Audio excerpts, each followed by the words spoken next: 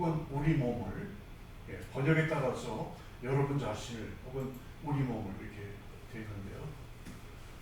하나님께서 기쁘게 받아주실 거룩한 산 제물로 바치십시오. 우리 몸을, 우리 자신을 거룩한 제물로 드리라요. 이게 헌신이란 말 아닙니까? 그렇죠? 이 우리들이 드리는, 우리 자신을 드리는 헌신을 예배라고 이야기했습니다. 제가 미국 교회를 이렇게 이제 잘은 모르지만 한 가지 궁금했던 게 뭐냐면은, 우리 한국 교회는 헌신 예배라는 표현을 많이 쓰잖아요. 근데 미국 교회는 뭐 dedication service, 헌신 예배 이런 표현이 없더라고요. 그래서 알고 보니까 헌신 예배이기 때문에 그런 것 같아요. 그 예배 자체가. 그래서 우리 자신을, 우리 몸을 드리는 것이 하나님께 드리는 예배다 하는 그런 마음을 이해를 가지시고 함께 말씀을 생각했으면 좋겠습니다. 근데 사실 헌신은 우리 기독교뿐만 아니라 모든은 아닙니다. 많은 종교에서 헌신을 강조하고 있죠. 혹시 여러분 가운데 그 참하고도라는 그 KBS 그 다큐멘터리 영화를 보신 적 있으세요? 네. 거기 두 번째가 순례에 관한 거거든요. 그 5사람이 중국의 그 사천에서 티벳까지 2100km 걸리는 그런 거리를 7개월에 거쳐서 가는 건데요. 하루에 10km씩. 그것도 날씨가 여기처럼 좋은 게 아니고요. 고도가 뭐 3000m, 4000m 이렇게 된 티벳 지역으로 가는 데다 보니까 영하 20도로 내려가는 경우도 많고 20도, 30도까지. 근데 그냥 걸어가는 게 아니잖아. 매 5걸음 할 때마다 완전히 엎드려야 됩니다. 그걸 뭐라 그러냐면은 오체 투지라 그러네요. 그래서 내 두 무릎과 두 팔꿈치와 이마까지 완전히 되는 5걸음 걸을 때마다 그렇게 2100km를 가야 되는 거거든요. 5사람이 떠났는데 2사람은 음식과 그 다음에 저기 이제 그 텐트 같은 거 싣고 두 구르마를 싣고 왔고요. 3사람이 이렇게 걸어가는데 목적지, 티벳의 목적지인 그 사원에 도착해서는 그 사원이 그 석가의 그 사리가 있대요. 거기서 또 10만 배를 합니다. 똑같은 그냥 우리가 하는 그런 일반절이 아니고 좀 전에 말씀드렸던 오체투지. 그러니까 하루에 2000번씩 해야 되는 거, 50일 동안에. 굉장한 헌신이죠. 또 우리가 아는 또 이슬람교 성도들은, 이슬람교 성도라고 하면 안 되죠. 이슬람교 교인들은 몸의 건강이 허락되는 사람들은 일정에 한 번 이상은 메카를 순례해야겠죠. 그리고 하루에 5번씩 기도를 하고, 그리고 1년에 27일 라마단 음식을 합니다. 물론 우리 그리스도인들도 성지를 방문하기도 하고요. 금식도 하고 기도도 하고 예배도 드립니다. 그렇다면 그리스도인들의 헌신과 우리 이방 종교를 믿는 사람들의 헌신의 차이가 뭔가? 오늘 본문에 뭐라고 되어 있냐면요. 하나님의 자비하심으로 너희를 권하노니 이렇게 되어 있는데요. 실제로 이게 공동 번역이 되면 어떻게 되어 있냐면요. 하나님의 자비가 이토록 크시니 나는 여러분에게 권고합니다. 그러니까 하나님의 큰 자비 때문에 헌신하라.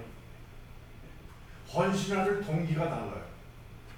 다른 종교는 헌신을 함으로 구원을 얻든지 하나님이 내리신 그런 축복을 얻기 위해서 헌신을 하는데, 우리 그리스도인들은 이미 하나님이 주신 큰 자비를 얻었기 때문에 그래서 우리가 헌신을 한다는 겁니다.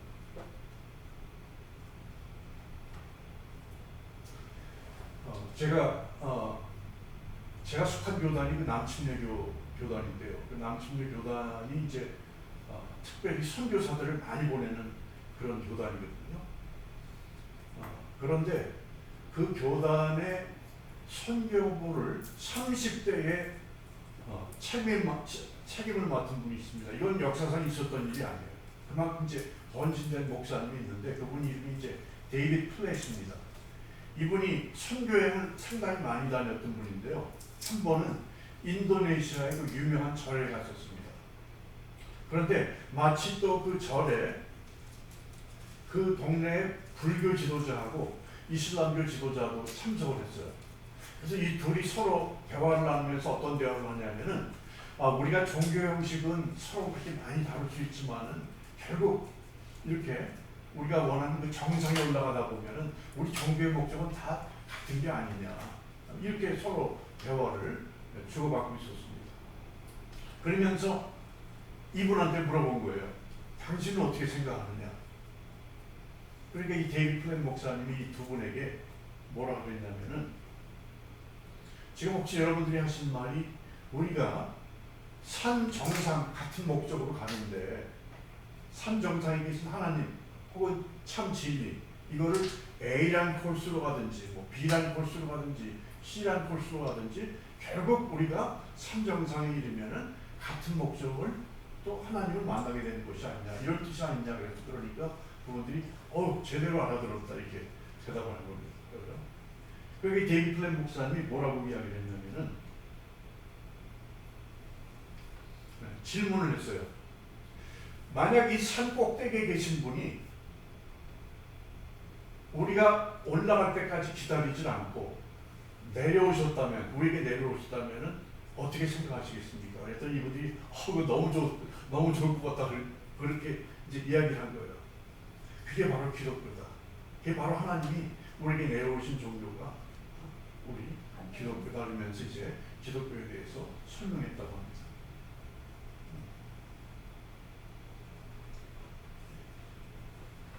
만약 우리 기독교가요, 산 정상에 계신 그런 하나님을 만나기 위해서 올라가고 헌신하는 종교라면은 다른 종교와 다를 바가 없죠. 그런데 성경에 분명히 뭐라고 말하고 있습니까? 모든 사람이 죄를 범했기 때문에 하나님의 영광에 이르지 못한다고 분명히 선언하고 있습니다. 산 꼭대기에 이를 자가 아무도 없다는 거예요.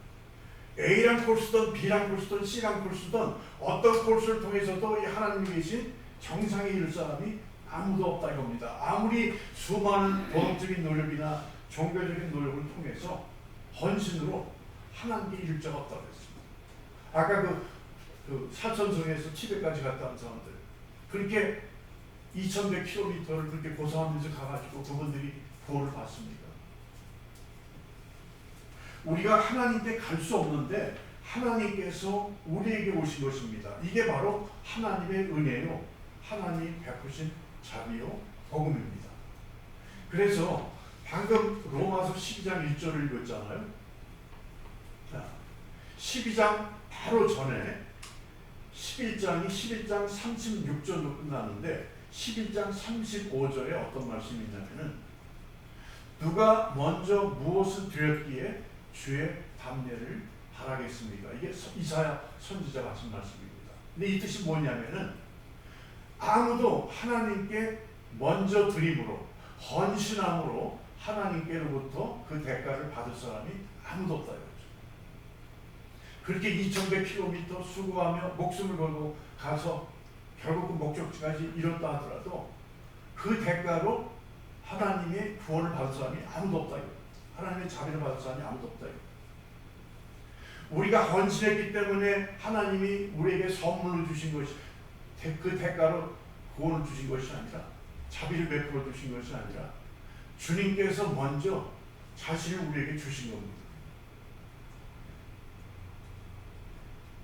우리가 주님께 먼저 가장 귀한 것을 드린 것이 아니라 하나님께서 자기 아들도 가장 귀한 분을 우리에게 아끼시지 않고 주신 것입니다.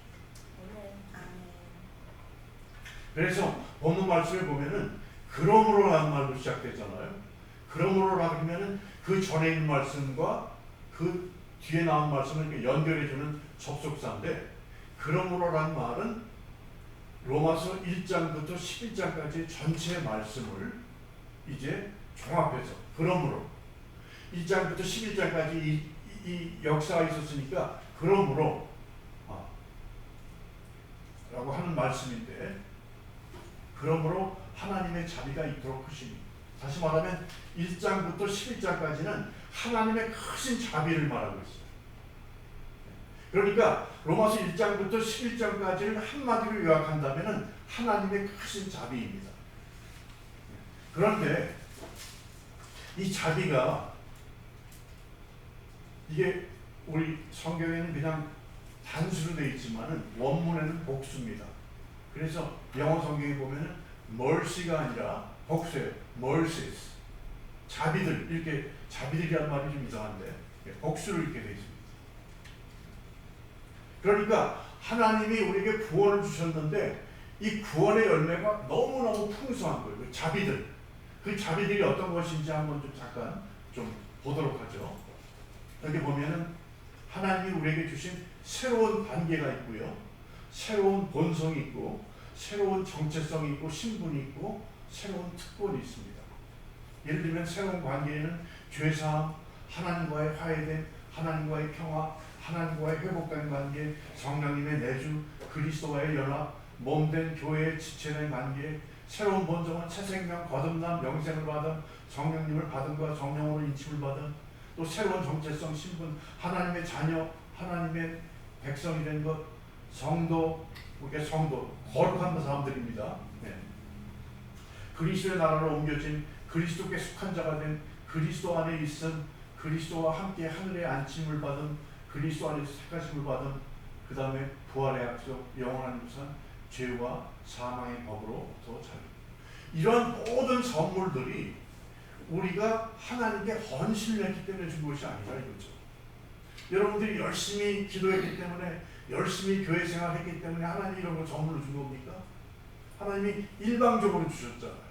우리가 아직 죄인 되었을 때, 우리가 아직 경건하지 않을 때에, 심지어 우리가 아직 하나님의 원수 되었을 때에 이걸 주신 거예요. 그렇죠?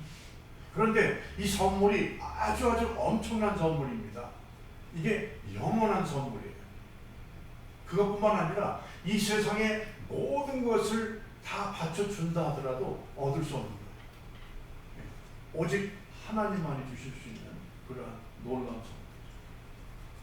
예수 그리스도께서 우리 죄를 위해서 죽으셨기 때문에 이제 우리가 하나님의 놀라운 사랑과 용서를 받고 더 이상 죄의 용서를 받기 위해서 흠없는 염소, 양을 드릴 필요가 없잖아요. 그런 제물을 드릴 필요가 없잖아요. 대신 우리는 감사의 응답으로 하나님의 자비가 이렇게 크시니, 하나님의 은혜가 이렇게 크시니, 하나님의 구원이 이렇게 놀라운 것이니 이제는 하나님이 기뻐하시는 삶으로 예배를 드리는 것입니다. 그렇다면 우리 자신을 하나님이 기뻐하시는 산제사로 드리라는 것이 무슨 뜻인가? 이 성경이 여러 가지 종류가 있는데요. 그 중에 메시지 성경이라는 것이 있어요. 메시지 성경은 그 의미가 무엇일까를 생각해가지고 그 의미만을 이렇게 추려는 그런 성경인데요. 거기 이 부분을 뭐라고 설명했냐면요. 여러분의 매일의 삶, 일상의 삶, 자고 먹고 일하고 노는 모든 삶을 하나님께 헌물로 드리십시오. 다시 말하면 먹든지 마시든지 무슨 일을 하든지 모든 것을 하나님의 영광을 위해서 하라. 이것이 하나님께 드리는 예배라 이거죠. 아멘. 그러니까 우리들이 주일날 모여서 드리는 예배뿐만 아니라 교회 생활뿐만 아니라 우리의 그 가정생활, 직장생활, 학교생활, 사회생활 등 우리 삶의 그 전 영역에 걸쳐서 하나님을 기쁘시게 하는 것, 그것이 하나님께 드리는 산제물이요, 그것이 하나님이 받으시는 예배인 줄 믿습니다. 네. 그렇다면 우리가 어떻게 삶으로서 드리는 예배, 우리 몸을 하나님께서 기뻐하시는 거룩한 산제사로 드릴 수 있을까? 그 답이 바로 그 다음 절에 나와 있어요. 2절, 10장 2절에 너희는 이 세상을, 어떤 번역은, 공동 번역은 이 세상이라고 번역했습니다. 이 세상을 혹은 이 세대를 본받지 말고 오직 마음을 새롭게 함으로 변화를 받아 하나님의 선하시고 기뻐하시고 온전한 뜻이 무엇인지 분별하도록 하라. 하나님을 예배하는 삶을 살려면은 이 세상을 본받지 말아야 된다고 이렇게 이야기합니다. 여러분, 하나님께서 아브라함을 부르실 때에 왜 자기 본토 친척 아비집을 떠나게 하셨습니까? 자기가 살던 그 세상의 방식대로는 하나님을 예배할 수 없기 때문입니다. 하나님께서 모세를 이집트로, 애굽으로 보내시지 않았습니까? 출애굽, 그 백성들을 인도해서 출애굽시키려고. 그러면서 이 모세가 7번 바로에게, 이집트 왕에게 하나님의 메시지를 합니다. 그 메시지가 뭐냐면요, 나의 백성을 떠나게 해서 저들로 나를 예배케 하라, 혹은 나에게 제사드리게 하라. 애굽을 떠나지 않으면은 애굽적인 생각과 애굽적인 문화와 애굽적인 멘탈리티를 가지고는, 애굽적인 신관과 애굽적인 그런 가치관을 가지고서는 하나님을 예배할 수 있기 때문입니다. 그래서 그 이스라엘 백성들이 애굽을 떠나서 하나님께서 그들에게 율법을 주시지 않았습니까? 새로운 생각, 새로운 개념, 그리고 나서야 예배를 드리겠습니다. 어떻게 예배 드릴까까지 다 알려주신 다음에 그 다음에 예배를 드리겠거든요. 우리 교회도 마찬가지입니다. 우리 교회가 우리 원래 성경에 써 있을 때는 이제 그 그리스만으로 써 있었는데, 그리스만은 에클레시아가 세상으로부터 끄집어냄을 받은 사람, 세상과 구분된 거룩한 사람들을 이야기하지 않습니까?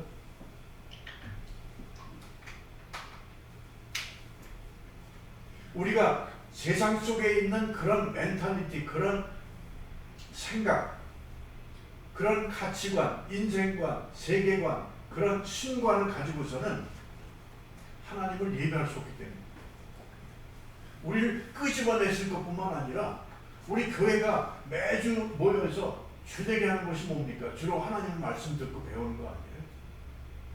계속 우리 배워야지만 하나님이 원하시는 생각을 알 수가 있고, 하나님이 원하시는 그런 마음의 변화를 받아서 하나님을 올바로 예배할 수 있기 때문에 그런 겁니다. 근데 불행히도 그 출애굽을 해서 하나님의 그 율법도 받고 이제 하나님의 백성이 된 그 이스라엘 백성들은 예배하는 백성으로 실패했습니다. 그들이 제사를 드리지 않은 게 아니에요. 예배를 드리지 않은 게 아니에요. 나름대로는 예배를 열심히 드렸습니다. 제사를 열심히 드렸습니다. 그럼에도 불구하고 하나님이 그들의 예배를 기뻐하시지 않았습니다. 이사야서 1장 11절과 15절을 보니까 제가 읽겠습니다. 무엇하러 나에게 이 많은 제물을 바치느냐? 나는 이제 수량의 번제물과 살찐 짐승의 기름기가 지겹고, 나는 이제 숫송아지와 어린 양과 수염소의 피도 싫다. 너희가 나의 앞에 보이러 오지만 누가 너에게 그것을 요구하였느냐? 나의 뜰만 밟을 뿐이다. 다시는 헛된 제물을 가져오지 말아라. 다 쓸모없는 것들이다. 분양하는 것도 나에게는 역겹고, 초하루와 안식일과 대회로 모이는 것도 참을 수 없으며, 거룩한 집회를 열어놓고 못된 짓도 함께하는 것을 내가 더 이상 견딜 수 없다.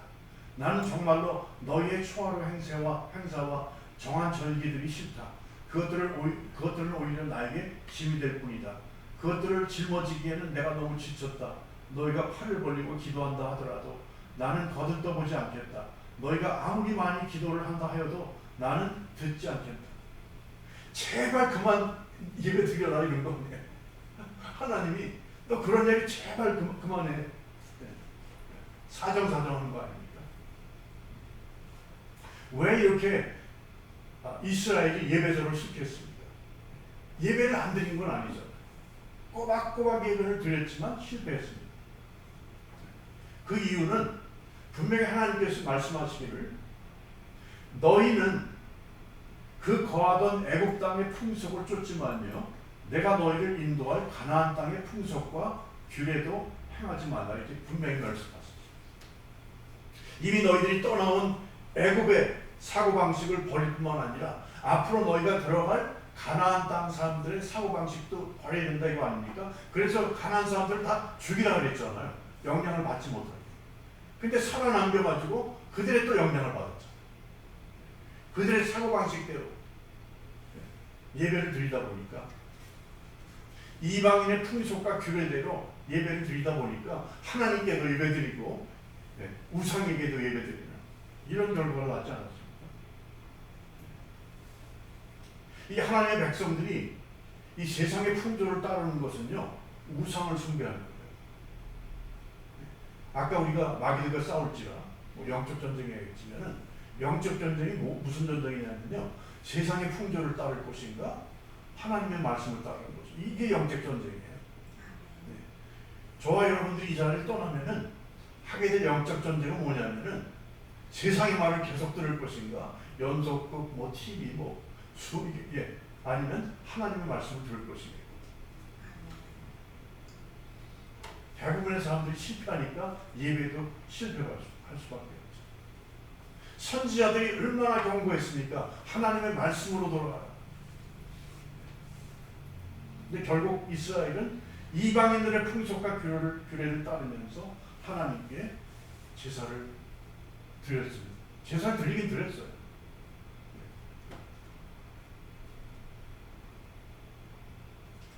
우리도 마찬가지로 아무리 하나님 앞에 우리가 예배를 드린다 하더라도 우리의 멘탈리티가 세상적인 사고방식과 가치관과 우선권과 보이지 않는 우상들을 섬기면서 하나님께 예배를 드린다면 그 예배를 하나님께서 받으실까? 근데 문제는 우리가 심각할 정도로 이 세상의 영향을 받으면서 살고 있어요.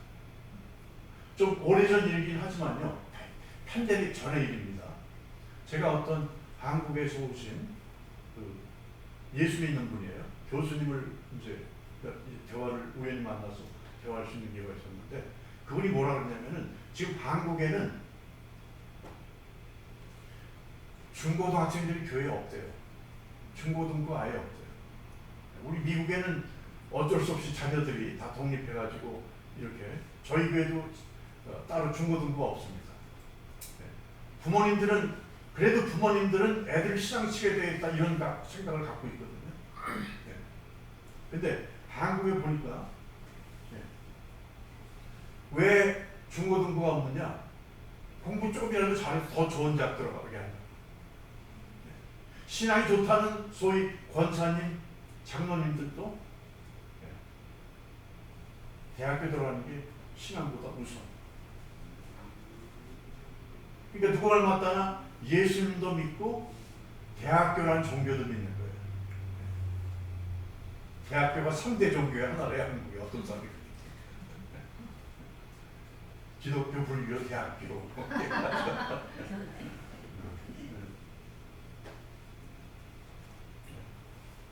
요즘 인터넷, TV, 미디어가 이렇게 발달되고 보면 재밌는 것들이 너무 많아요. 저도 이렇게 큰 소리 치지만 정말 한심할 정도로 시간을 유튜브라든지 이런 데 시간을 많이 보냈어요. 그래서 제가 요즘에는 벌써 오래됐습니다. 매주 성도님한테 보고를 해요. 내가 지난주에는 몇 시간을 유튜브에 몇 시간을 보냈다. 그래서 꼬박꼬박 체크를 합니다.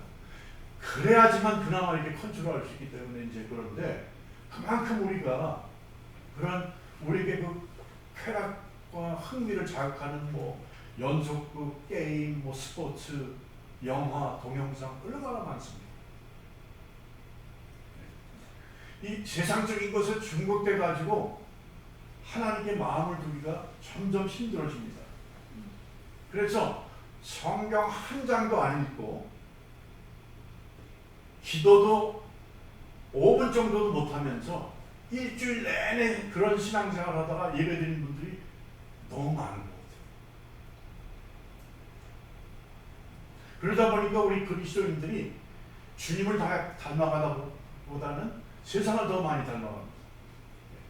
세상 사람들처럼 돈과 소유와 물질적 성공과 인기, 외모, 건강, 사회적 지위 등 이런 것들이 우리들의 축복의 기준이 되고 우리들의 인생의 목적이 돼서 살아가는 경우가 너무 많은 거예요.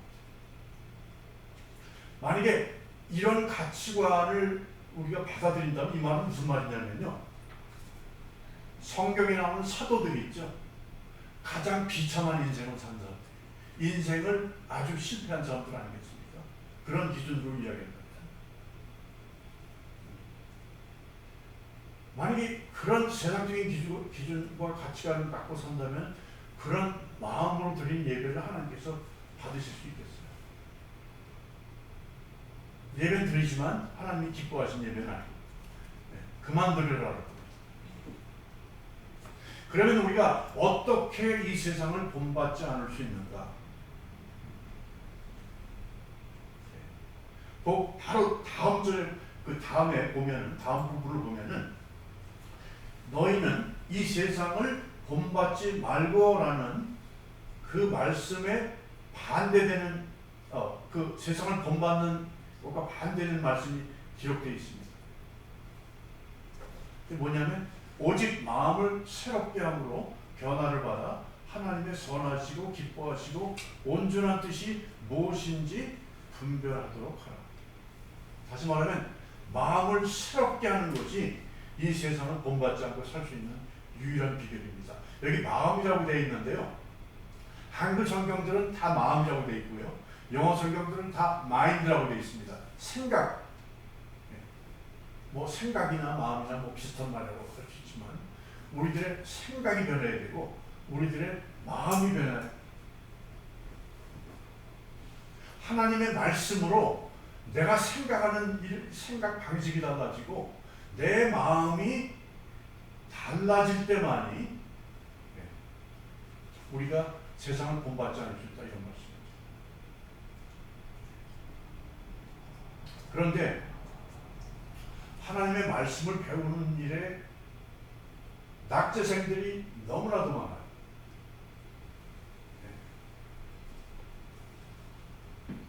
아까 말씀드렸듯이 일주일 내내 성경 한 장도 안 읽고 신앙생활을 하는 사람들이 있어요.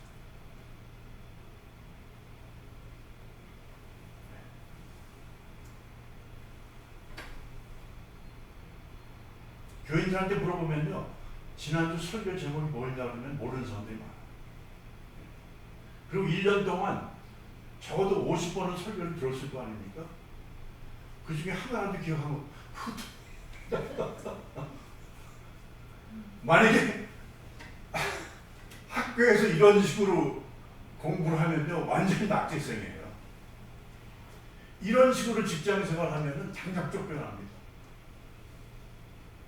그래도 교회는 하나님의 자비가 있어가지고 여러분들을 그렇게 낙제의 점수를 받아도 쫓아내지 않고 신앙생활 할 수 있다는 그것이 은혜인지 저주인지 모르겠지만 아무튼 우리가 좀 정신을 차려야 될 줄 압니다.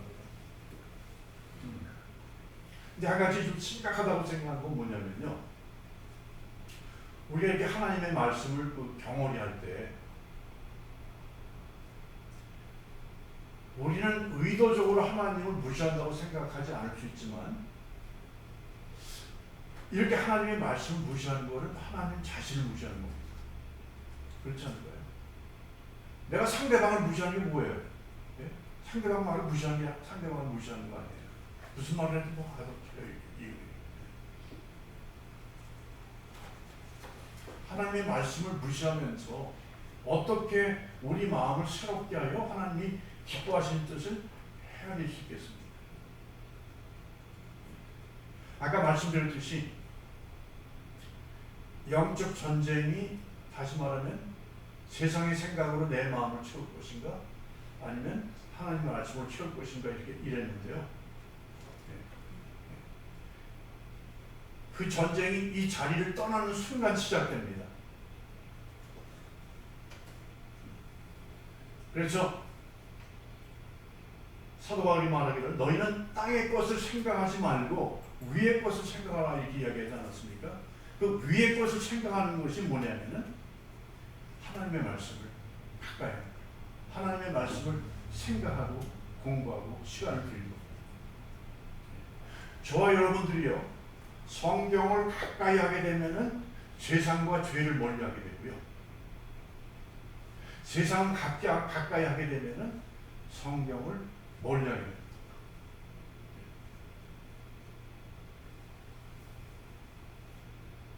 그런데 실제로 성경을 읽고 싶어도 읽어봤자 이렇게 별로 도움이 안 된다 하는 그런 경험도 했을 거예요. 저도 마찬가지예요. 목사인데도 불구하고 어떤 성경을 보면은 전혀 이해가 안 되고요.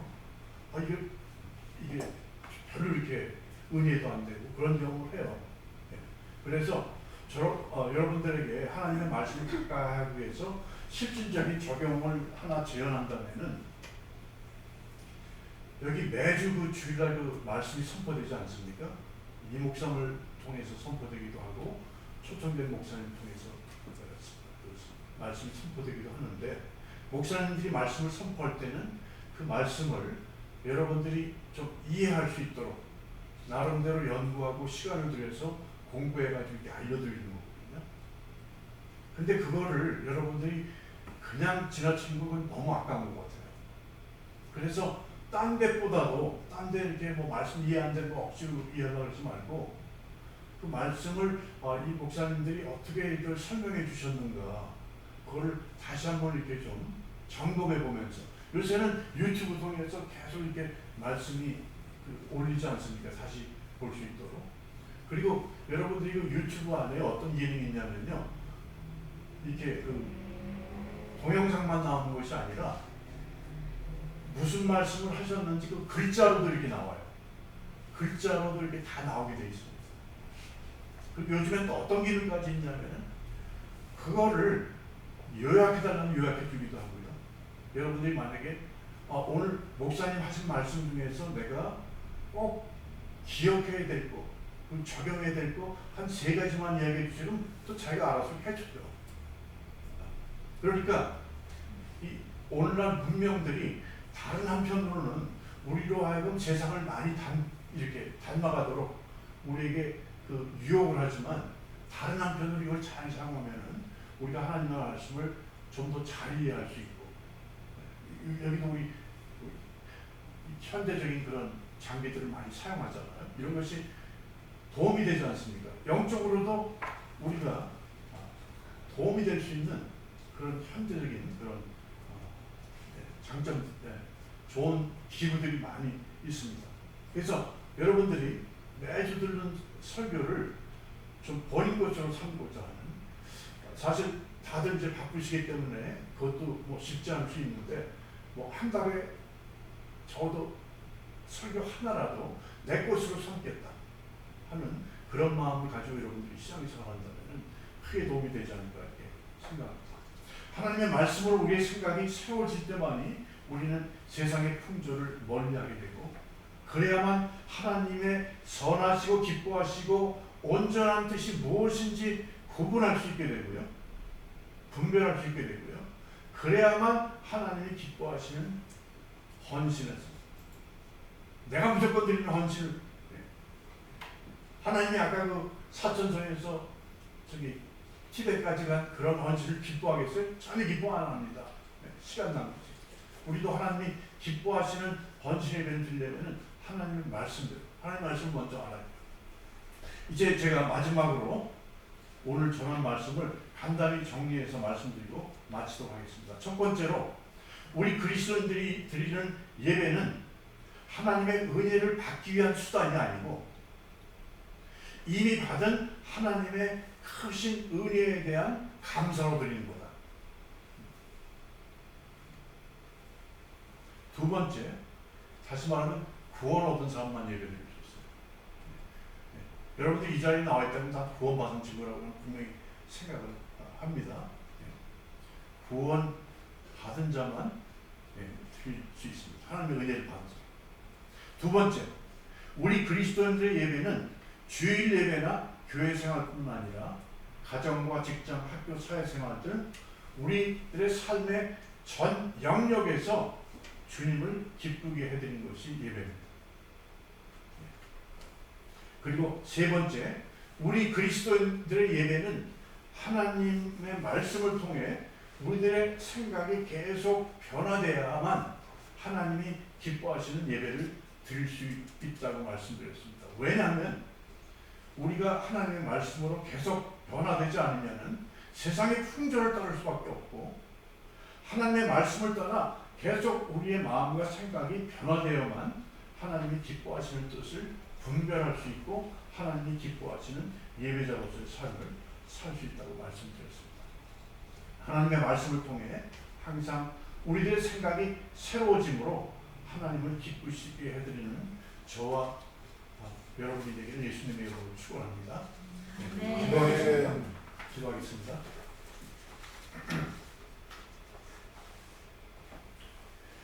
우리는 하나님을 아는 만큼만, 하나님의 사랑을 깨닫는 만큼만 하나님이 기뻐하시는 헌신된 삶을 살 수 있으며 하나님을 예배할 수 있습니다. 우리가 하나님을 지속적으로 알아감으로 우리 마음과 입술로 하나님의 자리가 이토록 크시니라는 고백으로 살아가는 예배자가 되게 하소서.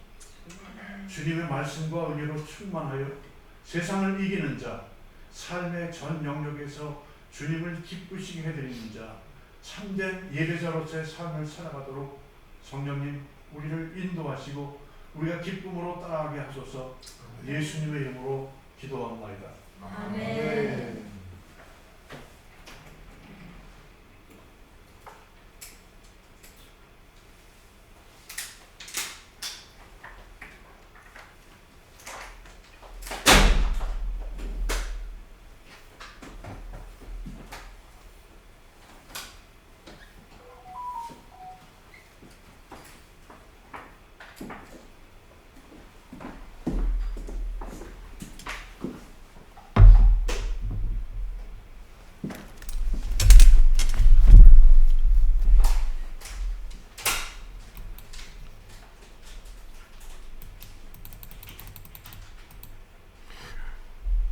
오늘 목사님 말씀 너무 귀한 말씀이었죠? 너무 여러분들 참 가슴에 절절히 와닿는 그런 말씀인 줄 믿습니다. 목사님 말씀대로 우리들의 그 전 삶에서, 즉 오늘 들은 그 말씀을 배웠으니까 이제 지혜를 배웠고